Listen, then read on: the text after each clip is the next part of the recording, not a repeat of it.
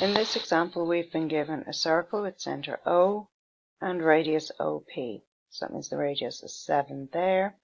We're told there's a tangent to a circle, point of contact P, and OP is equal to 7, and PS is equal to root 15. So we need to find OS. So that's this length here. Okay, we know that a tangent is perpendicular to the radius at the point of contact. So that means that OPS is a right-angled triangle. So we can use Pythagoras' theorem and say that OS squared is equal to 17 squared plus the square root of 15 squared. And if you do that on your calculator, you'll work it out and get that OS is equal to 8.